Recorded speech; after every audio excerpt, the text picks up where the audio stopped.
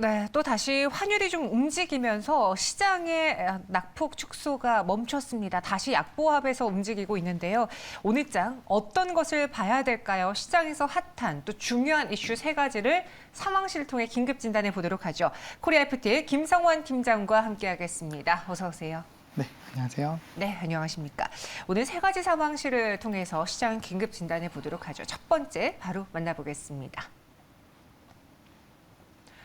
미국 투자 불허 LNF 이야기가 나왔습니다. 그러니까 미국에 투자하는 데 있어서 진출이 불허가 된 건데요.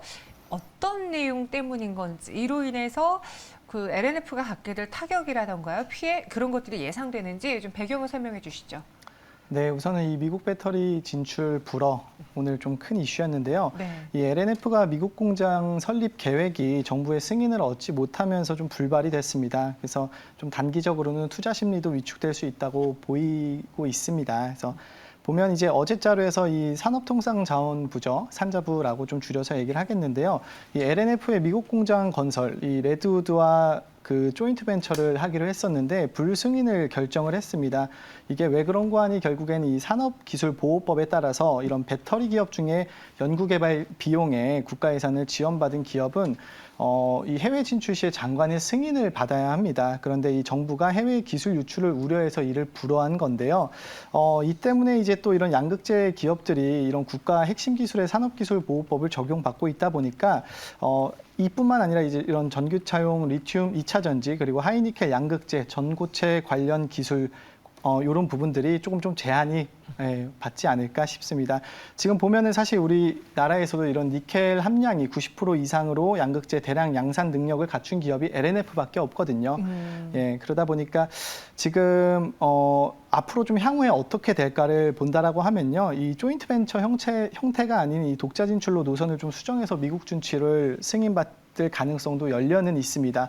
아무래도 이 정부의 우려가 이 하이니켈 양극재 기술 보완이다 보니까 조인트 벤처를 계획했던 이런 ALNF에서도 이런 미국 사업 전략에서 독자 진출로 변화할 가능성이 있지 않을까. 예, 그리고 계속해서 본다면은 이렇게 그 독자 진출로 간다면은 문제가 좀 해결되지 않을까 싶습니다. 네, 오늘 그래도 이 소식에 일단 브레이크가 걸렸다라는 소식에 LNF가 3% 가깝게 하락하며 문을 열었고요. 장중에 낙폭이 더 밀리진 않았어요. 한 4%대 하락을 하긴 했지만 현재 지지선은 어느 정도 나와주고 있습니다. 그러다 보니 이거 악재인데 왜 LNF의 낙폭이 더 커지지 않았을까 살펴봤습니다. 증권가에서는 이 소식이 나쁘긴 하지만 그럼에도 불구하고 펀더멘털에 영향을 줄 만한 그런 큰 사안은 아니다라고 평가를 하더라고요. 네네. 이유가 있을까요? 방금 전에도 말씀드렸다시피 이런 그 불승인 의결에도 산자부가 이 보완 대책을 보충할 경우에는 재검토를 하겠다. 이렇게 좀 얘기를 했거든요.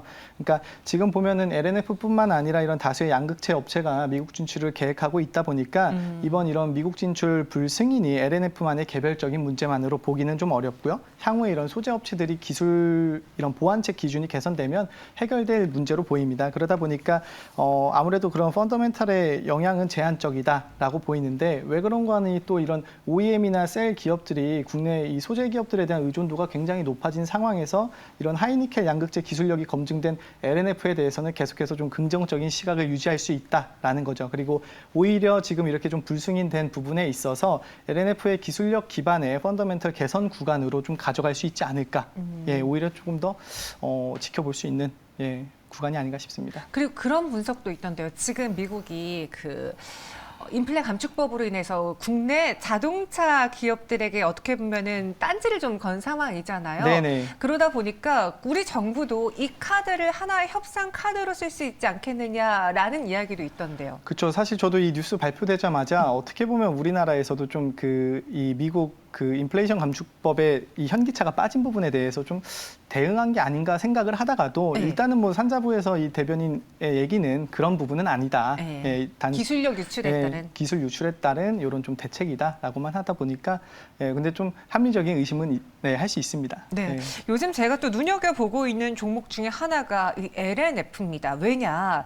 지금 앞서 저희가 최현당 매니저하고도 언급을 했지만 최근 2차 전지 관련한 이 시장에서 폐배터리주들이 거의 뭐 승자처럼 움직이고 있고 다른 2차 전지 소재주들이 부진한 상황이기 때문에 오히려 이럴 때를 매수 기회로 눈여겨봐도 되지 않을까라는 생각을 했거든요.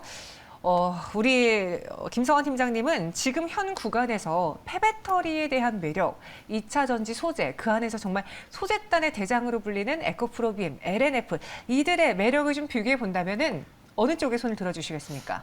저도 사실 이 두 개를 근데 이제 또 비교하는 게 의미가 있나? 약간 그 생각은 했었어요. 뭐 약간 닭이 먼저냐 달걀이 먼저냐 그런 그죠? 느낌이죠. 맞습니다. 저도 그래서 이 부분에 대해서는 한번 생각해 본 게 2차 전지가 지금 이렇게 사이클이 좀 넘어가는 게 아니냐라는 얘기도 있는데 사실 이런 그 폐배터리주 같은 경우는 실질적으로 이런 그 실적이 발생할 수 있는 부분이 적어도 한 7년에서 8년 이상은 봅니다. 왜냐하면은 이 2차 전지가 보통 이 수명이 7년, 8년 정도를 잡다 보니까 이게 또 폐배터리 시장으로 넘어가야지 그 폐배터리 주도 결국에는 좀 상승 탄력을 받지 않을까 이런 좀 이제 장기적인 전망이다 보니까 아직은 그래도 2차 전지에 우리가 조금 더 집중해야 되지 않을까 말씀을 드리고 그런 부분에 있어서 사실 이런 LNF도 오늘 제가 한번 그 가격 전략 한번 말씀드리면 목표가 같은 경우는 26만 원 그리고 이제 손절가 같은 경우는 전저점으로 봐서 19만 5천 원 정도 좀 제안을 드립니다. 네, 목표 주가 26만 원, 손절가는 19만 5천 원 제시해 드렸습니다. 제가 시청자분들에게 LNF, 성일하이텍 여러분이라면 어떤 걸 선택하시겠습니까? 라고 하는데 지금 약간 5대5로 좀 갈리고 있지만 LNF가 조금 더 우세한 것 같거든요. 그럼 팀장님도 딱 두 가지를 지금 현 구간 놓고 보자면 LNF이십니까? 예, 저는 먼저 아까 말씀드렸다시피 닭이냐 달걀이 먼저냐라고 하셨지만 좀 그래도 단기간적인 이런 구간으로 봤을 때는 아무래도 좀 LNF 보지 않나 싶습니다. 알겠습니다. 근데 사실 돈만 있다면 둘 다 사고 싶은데 제일 좋은 건 둘 다 같이 가져가는 거죠. 맞아요. 그런 매력적인 종목입니다. 이어서 두 번째 상황실 만나보시죠. 탈모 화장품 코스메르나 이 바이오니아가 이 소식 때문에 오늘 강한 상승을 보여줬습니다. 유럽 안전성 보고서에서 확보가 된 건데, 그러니까 안정성이 확보가 된 거잖아요. 어떤 제품인지 이 바이오니아의 이 탈모 화장품에 대해서 좀 소개를 해주시죠. 네, 일단 탈모 화장품이라고 하면은 예전에 좀 우스갯소리로 그런 얘기도 했거든요. 이 정권에서 탈모약을 건강보험 처리해주게 하는 대통령이 아마 뽑힐 거다 이런 얘기도 할 정도로 맞아요. 네. 사실 되게 많은 그 전 국민의 관심사가 탈모에 대한 부분이에요. 그런데 이제 지금 바이오니아에서 코스메르나라는 이런 탈모 화장품을 했고 그다음에 좀 인증을 받게 됐는데 일단은 제가 좀 배경을 먼저 한번 좀 설명을 드리겠습니다. 그 코스메르나라는 이 탈모 화장품을 유럽 화장품 인증인 이 CPNP 그 온라인 화장품 등록 포털이 있습니다. 여기서 이제 가장 좀 중요한 과정인 안정성 보고서 CPSR을 확보했다. 이렇게 오늘 좀 발표가 됐는데요. 이게 그 유럽 연합 내에서는 화장품 원료 관리가 굉장히 또 강화되면서 이 CPSR이 유럽 진출의 성패를 가르는 이 요소로 부각되고 있다. 이렇게 좀 판단이 됐었습니다. 그런데 지금 이 바이오니아의 탈모 화장품 코스메르나가 이 독일의 그 더마테스트 안정성 평가사들이 코스메르나의 안정성을 네, 괜찮습니다. 네, 죄송합니다. 네. 네, 안정성 인정한다는 이 서명을 완료해서 보고서를 좀 수령하게 됐습니다. 그 이 안정성 보고서 수령에 따라서 이제 이 바이오니아가 세계 최초로 siRNA 기반의 이 탈모 화장품 출시를 기대 중이고요. 이 안드로겐성 탈모에 효과가 있다는 점 그리고 주에 1회만 도포하면 되도록 좀 그 소비자들의 편의성을 향상시켰다는 점을 강조해서 이제 이번 연내에 아무래도 또 유럽 등록 포털에 등록을 완료할 계획입니다. 그래서 좀 이번 평가로 인해서 코스메르나의 또 이런 주성분, 이 짧은 간섭 리보헥산이라고 하거든요. 이런 부분들이 이제 좀 안정성을 인정받은 것이라 의미가 있고요. 실질적으로 이런 유럽을 시작으로 이런 글로벌에 진출해서 코스메르나라는 화장품을 좀 캐시카우로 키울 수 있지 않을까 전망이 됩니다. 네. 지금 목이 메이시는 것 같으니까 잠깐 물 한잔 하세요. 지금 바이오니아가 탈모 화장품이라는 그 투자자분도 솔깃할 만한 뉴스를 갖고 오면서 오늘 갭상승으로 시작을 했습니다. 저희 시청자분들도 탈모 해결은 노벨의학상과 노벨평화상 다 받아야 된다 이런 이야기 해주셨는데 이 바이오니아의 그간 행보를 보면 최근에는 여러분 아마 그 코로나 진단, 분자 진단 키트, 그런 분자 진단 쪽에서 바이오니아를 많이 들어보셨을 거예요. 그래서 이 회사에 대한 매력을 잘 모르고 있던 찰나 이 탈모 화장품이 나와서 분석을 해보니까 이 분자 진단 키트 안에서 코로나가 차지하는 부분이 다가 아니었더라고요. 이 바이오니아가 갖고 있는 또 다른 매력들이 좀 많아 보이던데요. 네, 사실 오늘 이슈는 이 탈모 화장품 때문에 좀 이렇게 급등하게 됐지만 바이오니아 같은 경우는 실질적으로 사실 이런 분자 진단 네. 그리고 그 프로바이오틱스 우리 뭐 보통 유산균이라고 표현하죠. 이게 또 이 두 가지가 주력이었습니다. 이게 보다 보면 매출 비중이 분자 진단 같은 경우는 41%고 프로바이오틱스가 59%.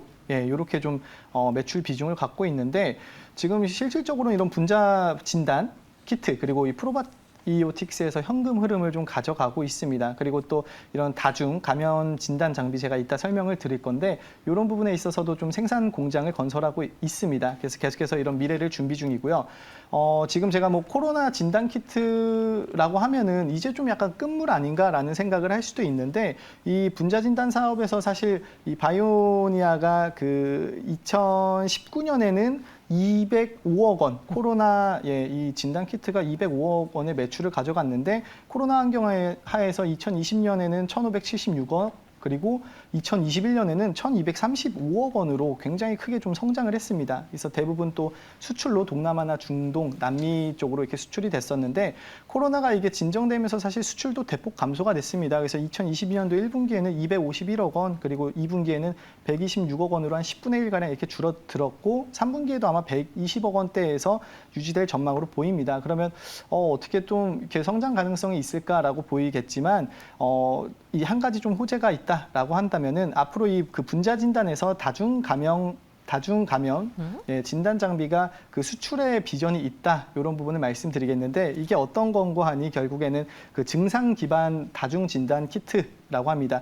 특정한 증상이 이게 나타날 경우에 최대한 40종 이 원인균 중에 무엇이 감염됐는지를 검사하는 용도인데요. 단순히 코로나뿐만 아니라 여러 가지 좀 이런 질병들을 진단할 수 있는 키트다 말씀을 드리고 이런 유엔 산하의 진단 부문의 국제기구인 FIND에서도 심사해서 바이오니아의 장비가 선정이 됐습니다. 그래서 이로 인해서 이런 다중 감염 진단 장비 계속해서 좀 수출에 지원을 받게 됐고요. 그리고 또 지금 상반기부터 타겟 국가별로 장비 공급도 계약을 맺고 수출을 진행할 예정입니다. 또 마저 말씀드리면은 아까 말씀드린 대로 그 프로바이오틱스 매출이 지금 이것도 중요하던데요. 59%라고 하면 굉장히 좀 많은 부분을 차지하고 있는 건데요.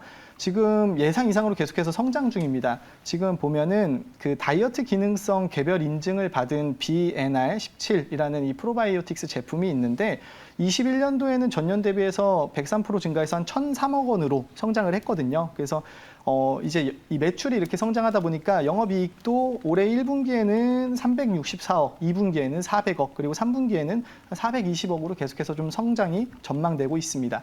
네, 그러니까 이 바이오니아의 내역들을 사업들을 쭉 훑어보면은 꽤 매력적입니다. 분자 진단 그리고 여기에다가 프로바이오틱스를 꼽아주셨는데 그럼에도 최근의 주가에 대해서는 우리가 좀 받아들여야 될 것 같아요. 왜냐? 그래도 코로나 시기 때 바이오니아가 분자 진단이라는 모멘텀으로 과하게 평가를 받은 것도 없잖아 있었잖아요. 네. 그래서 그 이후에 주가가 내려와 있는 현 상황에서 탈모 화장품이라는 플러스 알파가 더해지면 오늘 상승을 했으나 윗꼬리가 좀 길게 달렸어요. 그래서 이 바이오니아에 대한 앞으로 행보에 대해서는 지금은 살짝 의구심이 생기기도 하거든요. 앞으로 어떻게 보십니까?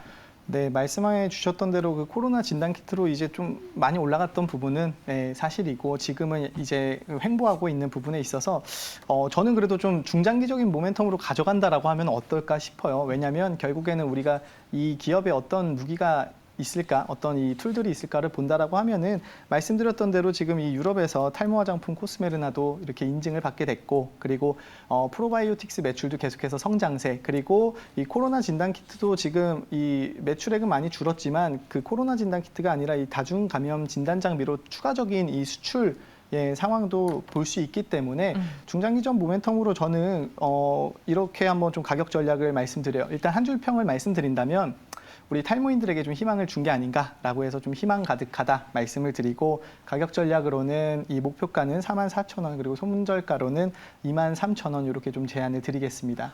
그래도 바이오니아 오늘 좀 아쉬운 주가 흐름이긴 하지만 희망 가득하다. 좀 길게 본다면은 좋지 않겠느냐. 목표 주가 44,000원, 손절가 23,000원 제시해 드렸습니다. 네, 그럼 마지막 상황실 지금 바로 만나보시죠. 한국태양광의 러브콜. 오늘 OCI가 좀 크게 올라주고 있습니다. 이게 EU의 강제노동금지법 추진 때문이라는데 어떤 금지법인지 또 이로 인해서 국내 태양광 OCI가 어떤 반발 기대를 받을 수 있는 건가요? 네, 이게 뭐 OCI 전에도 한번 말씀드렸다시피 태조 이방원의 좀 한 축을 이루고 있죠. 네. 그래서 이 태양광 관련주인데요. 지금 그 OCI 같은 경우에는 제가 보기엔 여러 가지 좀 호재가 겹치지 않았나 싶어요. 왜냐하면 6월 미국에 이어서 요번에 이 유럽 연합에서 그 공급망에서 강제 노동이 들어간 제품은 유럽 시장에서 판매하는 것을 금지한다는 이런 법안을 발의를 했습니다. 이게 어떻게 보면 사실상 그 중국의 그 신장 지역에 있는 위구르족 강제 노동을 염두에 둔 것으로 법안이 발표되면서 신장산 원자재가 포함된 이런 상품의 수입을 금지하겠다라는 부분인데요. 이 중국의 그 신장 지역이 태양광용 폴리실리콘과 그다음에 이 배터리 양극재 원료인 리튬의 주 생산지인 만큼 태양광 업계와 이 배터리 업계에도 좀 영향을 미칠 전망입니다. 그리고 이 법안은 이르면 내년 초에 좀 적용될 전망인데요. 이에 따라서 사실 우리나라 이 태양광 업계의 반사 이익이 기대가 됩니다. 왜냐하면 이 폴리실리콘은 태양광 웨이퍼라는 부품을 만드는 데 사용되는 기초 재료죠. 신장 지역이 지금 연간 45만 톤의 폴리실리콘을 생산하는데 이게 글로벌 전체 생산량 기준으로 보면 40%를 차지합니다. 특히 전 세계에서 비중국계로 본다라고 하면 폴리실리콘 제조회사가 한국의 OCI 그리고 독일의 바커, 미국의 햄록 이렇게 좀 세 곳밖에 없는데요. OCI가 이 중에서 좀 가격 경쟁력이 가장 좀 좋은 회사로 이렇게 알려져 있습니다. 그래서 이 신장 위구르족 강제 노동 문제가 불거지자 이 중국 업체들도 OCI에 계속해서 좀 러브콜을 보내고 있는 상황이고요. 당장 한번 전으로 좀 돌아간다라고 하면은 6월 달에 미국에서 이 강제 노동 금지법 발효된 이후로 그 고객사 이 웨이퍼라는 부품 이 고객사들이 문의가 계속해서 좀 끊이지 않고 있습니다. 생산 능력보다도 수요가 많을 정도고 OCI가 현재 좀 3만 5천 톤 규모의 이 말레이시아에서 태양광 폴리실리콘 공장을 최대 좀 이 6만 톤 규모까지 증설 확대하는 방안도 검토 중입니다. 그래서 계속해서 좀 이 법안 발효 이후에 미국 세관에서도 태양광용 웨이퍼가 신장 지역과 무관하다는 거를 증명할 때까지 좀 수입을 막고 있고 네. 결국엔 이렇게 대체할 수 있는 곳이 OCI나 독일의 바커뿐이라서 폴리실리콘 계약 문의가 계속해서 늘고 있는 상황입니다. OCI의 경우에는 또 폴리실리콘 가격과 주가가 좀 연동되는 경향을 갖고 있잖아요. 네. 최근에 폴리실리콘 가격이 많이 올랐다가 소폭 하락했습니다. 그럼에도 불구하고 OCI는 올해 역대 최대 실적을 기록할 것이다라는 전망이 있는데 그 실적 면에서는 걱정하지 않아도 됩니까? 그렇죠. 제가 이제 뭐 역대 최대 실적이다 이렇게 왜 그런 거 하니 네. 보면 이 폴리실리콘이 태양전지에서 결국에 그 빛에너지를 전기에너지로 이렇게 좀 전환시키는 실리콘 결정체들이거든요. 그래서 태양광 발전 사업의 쌀이라고도 좀 불립니다. 그래서 2020년도에 이게 키로당 $5 수준이었던 게 그 현재는 한 $30 수준에서 거래가 되고 있어요. 왜 이렇게 좀 가격이 올랐나 보면은 이 8월 달에 사실 그 중국의 좀 전력난도 큰 변수가 아니었나 싶습니다. 이 전력난이 끝나더라도 좀 가동이 정상화되고 그리고 이런 증설 공장도 가동되기 전까지 시간이 좀 걸릴 걸로 보고 있고요. 그다음에 이 스촨성의 생산에서 좀 차질이 생기면서 이런 메탈 실리콘이나 폴리실리콘 가격이 하다 보니까 계속해서 강세로 가져가다 보니까 OCI도 실질적으로 그 좀 이제 최대 실적을 기록하지 않았나 싶습니다.